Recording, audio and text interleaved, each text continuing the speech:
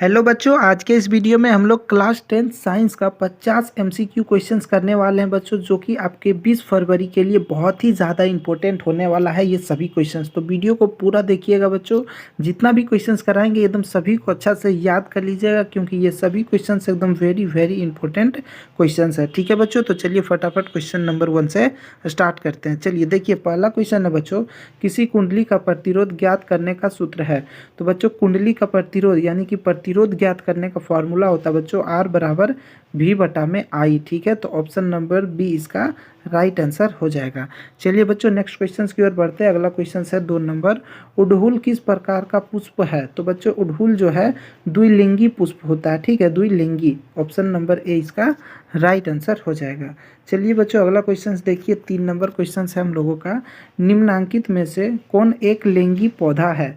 तो एक लिंगी पौधा में बच्चों पपीता आता है। पपीता का पौधा जो होता है वो एक लिंगी पौधा कहलाता है। ठीक है, चलिए नेक्स्ट क्वेश्चन की ओर बढ़ते हैं। 4 नंबर, एड्स रोग किसके कारण होता है। तो बच्चों एड्स रोग जो होता है वो जीवाणु के फैलने के कारण होता है। ठीक है, चलिए अगला क्वेश्चन की ओर बढ़ते हैं। अगला क्वेश्चन हम लोगों का 5 नंबर है, चुंबकीय क्षेत्र रेखाएं जो होती है बच्चों चुंबक के किस ध्रुव से प्रकट होती है। तो चुंबकीय क्षेत्र रेखाएं जो है उत्तरी ध्रुव से प्रकट होती है। ठीक है, उत्तरी ध्रुव से प्रकट होती है और दक्षिणी ध्रुव की ओर जाती है। चलिए नेक्स्ट क्वेश्चन की ओर बढ़ते हैं बच्चों। अगला क्वेश्चन हम लोगों का है 6 नंबर क्वेश्चन है, विद्युत परिपथ में ए मीटर को किस क्रम में जोड़ा जाता है। तो बच्चों विद्युत परिपथ में ए मीटर को श्रेणी क्रम में जोड़ा जाता है। ठीक है, चलिए अगला क्वेश्चन की ओर बढ़ते हैं।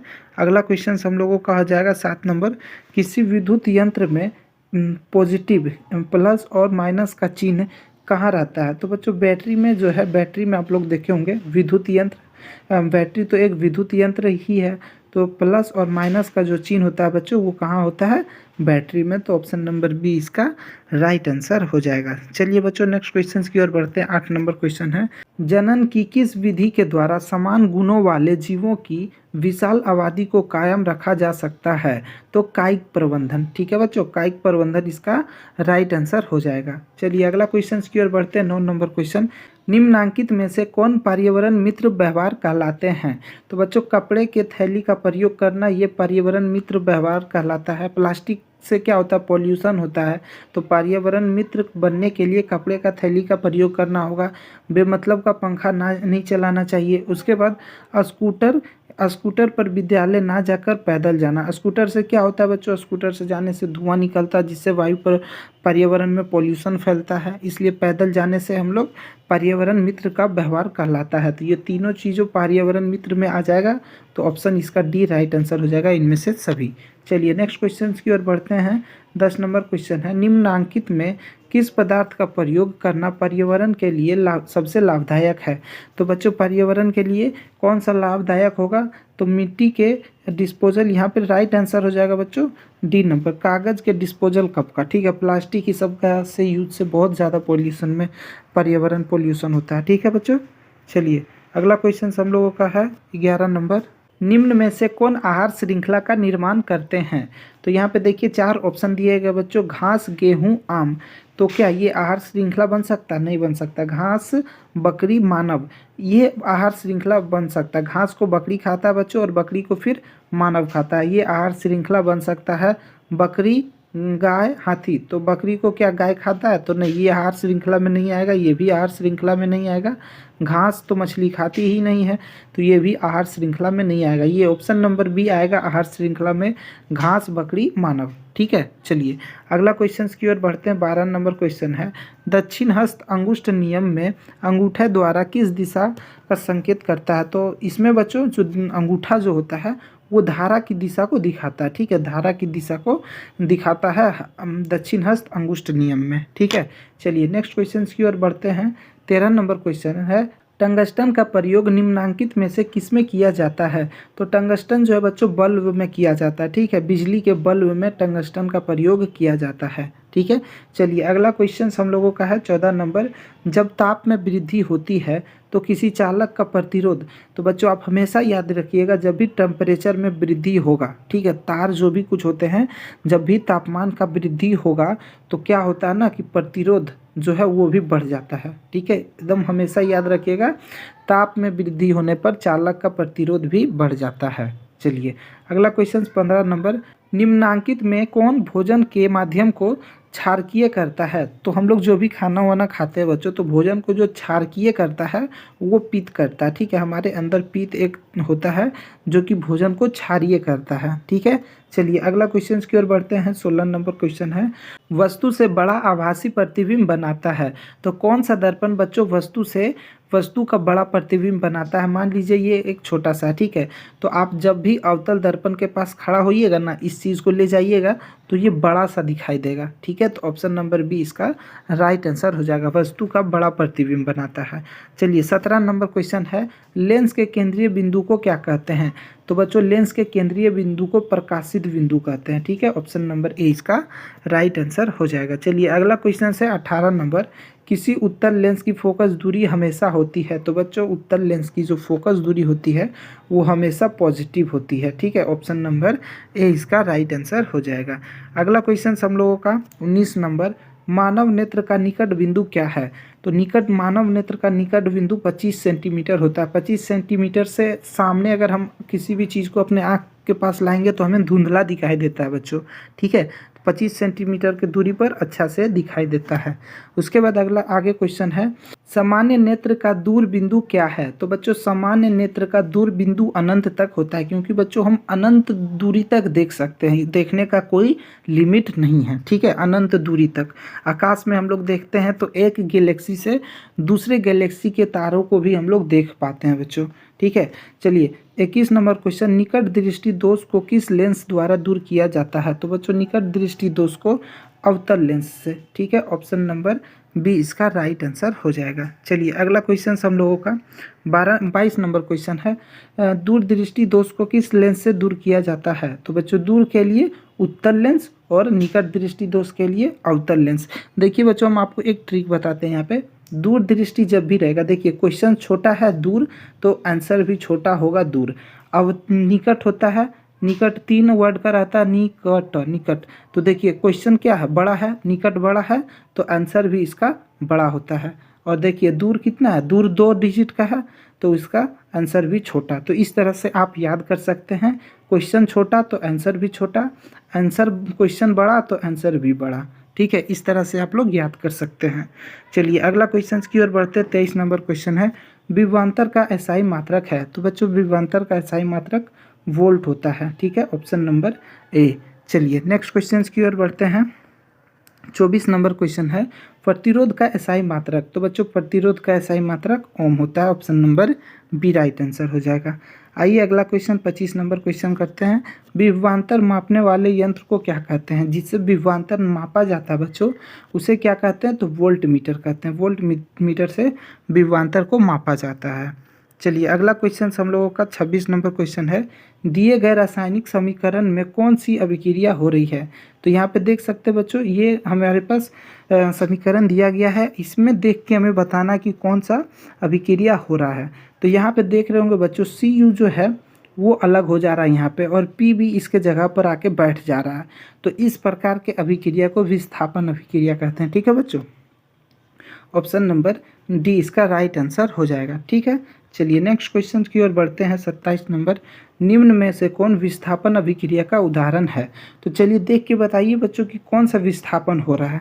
ठीक है, यहाँ पे देख पा रहे होंगे आप लोग बच्चों, Cu जो है यहाँ पे Cu इसके साथ SO4 के साथ है और यहाँ अकेला हो जा रहा है। ठीक है, एक उत्पाद का निर्माण कर रहा है। ठीक है, तो यहाँ भी देख सकते हैं, और Fe इसके जगह पे आके बैठ जा रहा है, यहाँ आ जा रहा है, और Cu जो है बाहर हो जा रहा है। तो ये हो जाएगा, ये समीकरण ऑप्शन नंबर बी हो जाएगा, विस्थापन अभिक्रिया। ठीक है, अगला क्वेश्चन में आते हैं। 28 नंबर, एक प्राकृतिक सूचक है? तो बच्चों लिटमस। ठीक है, लिटमस पत्र जो होता है बच्चों वो एक प्राकृतिक सूचक है, और ये लीचेन के एक पौधे से बनता है। ठीक है, चलिए अगला क्वेश्चन की ओर बढ़ते हैं। 29 नंबर क्वेश्चन है, जल की अनुपस्थिति में हाइड्रोक्लोरिक अम्ल अपना अम्लीय गुण प्रदर्शित करता है क्योंकि उसमें H+ आयन उपस्थित होता है। ठीक है, इसलिए H+ आयन उपस्थित होने के कारण हाइड्रोक्लोरिक अम्ल जो होता है वो अम्लीय गुण प्रदर्शित करता है। ठीक है बच्चों, चलिए अगला क्वेश्चन की ओर 30 नंबर क्वेश्चन है, पदार्थ ए, बी और सी का पीएच मान क्रमशः, यानी कि ए का वैल्यू 2 दिया गया बच्चों, बी का वैल्यू 4, सी का 7 है और डी का 14 है। ठीक है, क्वेश्चन में पूछ रहा है कि यह पदार्थ कौन क्षारक है, तो हमें बताना है ए बी सी डी में कौन क्षारक है। तो बच्चों पीएच स्केल के बारे में आप लोग जानते होंगे, यहाँ पे 7 होता है। ठीक है, 7 से इधर आने पर नेचर जो होता है 7 से 0 तक जो होता है वो अम्लीय होता है। ठीक है, अम्ल होता है इधर, 7 से इधर क्या होता है अम्ल, और 7 से फिर इधर जाने पर राइट साइड जाने पर क्षार होता है बच्चों।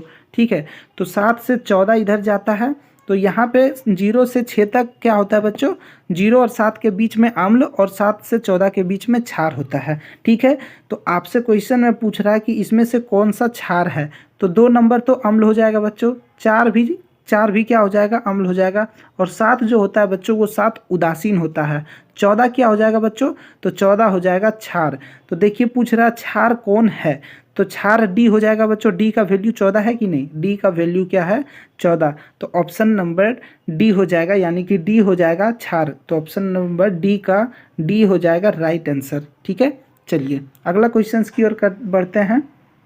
31 नंबर क्वेश्चन देखिए, सेम उसी तरह का क्वेश्चन है। कोई विलयन नीले लिटमस को लाल कर देता है, इसका पीएच संभव क्या होगा। तो देखिए बच्चों, जो भी नीले लिटमस को लाल कर देगा, ठीक है, नीले लिटमस को लाल कर देगा वो अम्लीय हो कहलाता है। ठीक है, तो अम्ल कितना से कितना होता है बच्चों, तो 1 से 7 के बीच में अम्ल होता है और 7 से 14 के बीच में क्षार होता है। ठीक है, तो अम्ल यानी कि अम्ल 2 हो जाएगा, और जो भी नीले को लाल करेगा वो अम्ल कहलाएगा, और जो लाल को नीला करेगा वो क्षार कहलाएगा। ठीक है बच्चों, ऐसा क्वेश्चन आपसे पूछे जाएंगे। चलिए अगला क्वेश्चन देखते हैं 32 नंबर। सिट्रिक अम्ल का प्राकृतिक स्रोत है, तो बच्चों यहाँ पर 2 बार टाइप हो गया है अम्ल, तो इसे हम लोग एक काट देंगे। ठीक है, सिट्रिक अम्ल का प्राकृतिक स्रोत संतरा होता है बच्चों। ठीक है, नींबू में भी सिट्रिक अम्ल पाया जाता है, तो जब भी पूछेगा तो आप लोग ध्यान रखिएगा, नींबू भी पूछेगा तो आपको सिट्रिक अम्ल ही करना है। चलिए 23 नंबर क्वेश्चन है, लोहे को जंग से बचाने के लिए निम्न में से कौन सी विधि उपयुक्त है। तो ग्रीस लगाकर भी लोहे को जंग लगने से बचाया जा सकता है, पेंट कर भी, और जिंक का परत चढ़ाकर भी। तो इनमें से सभी हो जाएगा, ये तीनों चीज़ें, तीनों विधि कर लोहे में जंग लगने से बचा सकते हैं लोहे को। ठीक है, चलिए 34 नंबर, तांबा और टीन के मिश्रित धातु को क्या कहते हैं। तो तांबा और टीन को जो मिलाकर धातु बनता है बच्चों, मिश्रित धातु, उसे कांसा कहते हैं। ठीक है, 34 नंबर का ए इसका राइट आंसर हो जाएगा। चलिए अगला क्वेश्चन 35 नंबर की ओर बढ़ते हैं। निम्न में से कौन उभयधर्मी ऑक्साइड है। तो बच्चों उभयधर्मी ऑक्साइड होता है Al2O3। ठीक है, AlO3, तो कहाँ पर दिख रहा है, तो ऑप्शन नंबर ए इसका राइट आंसर हो जाएगा। ठीक है, चलिए नेक्स्ट क्वेश्चन की ओर बढ़ते हैं। 36 नंबर क्वेश्चन है, सोडियम को किस में डुबोकर रखा जाता है।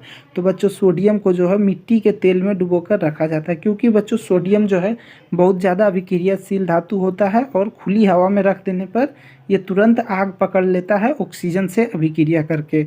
जल में भी ऑक्सीजन होता है बच्चों, इसीलिए जल में भी नहीं रखा जाता है, इसीलिए मिट्टी के तेल यानी केरोसिन के तेल में रखा जाता है। ठीक है, चलिए नेक्स्ट क्वेश्चन हम लोगों का 37 नंबर है। निम्न में से कौन सी अधातु जो कि द्रव अवस्था में रहती है। तो द्रव अवस्था में अधातु जो है बच्चों ब्रोमीन रहता है, और धातु पूछेगा तो पारा हो जाएगा। ठीक है, याद कर लीजिए, अधातु पूछेगा तो ब्रोमीन और धातु पूछेगा तो पारा। ठीक है, चलिए नेक्स्ट क्वेश्चन की ओर बढ़ते हैं। वह कौन सा अधातु है जो कि विद्युत का सुचालक होता है। तो बच्चों हम लोग सुने हैं लोहा, कॉपर, एल्युमिनियम, ये सब जितना चीज़ें होते हैं वो विद्युत का सुचालक होता है, लेकिन एक अधातु भी होता है बच्चों ग्रेफाइट, जो कि विद्युत का सुचालक होता है। ठीक है, विद्युत का सुचालक ग्रेफाइट।